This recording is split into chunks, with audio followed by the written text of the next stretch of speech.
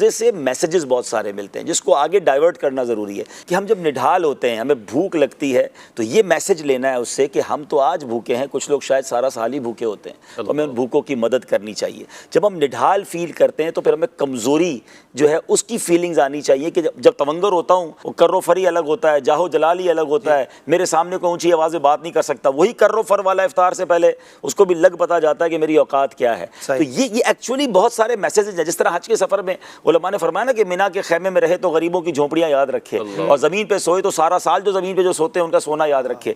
تو ایکچولی یہ ہمیں سب چیزیں یاد دلاتا ہے روزہ۔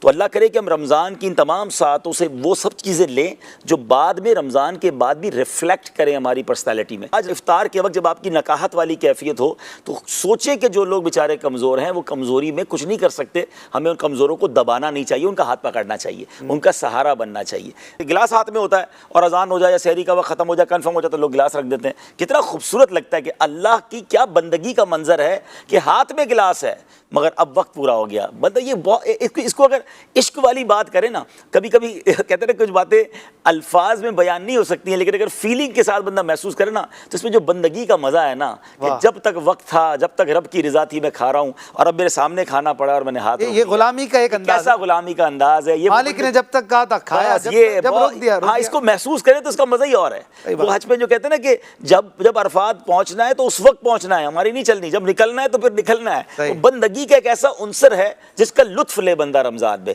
جس کا مزہ لے بندہ رمضان میں۔ تو ایک عشق والی بات اور کر دیتا ہوں کہ بہت ساری عبادتیں جو ہے وہ بزرگوں کی یا انبیاء کی، اللہ والوں کی یاد میں ہیں۔ صفا مروہ کی بی بی ہاجرہ کی دوڑ لگی تھی تو حضرت اسماعیل کے لیے، تو ان کی یاد میں سعی جو ہے وہ کر دی گئی حاجیوں کے لیے، عمرہ کرنے والوں کے لیے۔ تو عاشقان رسول کے لیے تو یہی کافی ہے کہ میرے آقا نے کچھ دن غار حرا میں ان دنوں میں یوں سمجھیے کہ گزارے تھے اور رات عبادت میں گزارے تھے، تو اس یاد میں ہمارے لیے روزے رکھ دیے گئے۔ تو یہ محبوب کی یاد ہے، غار حرا کی یاد ہے، نبی پاک کی ادا ہے، تو اس کو بندہ ادا کرے۔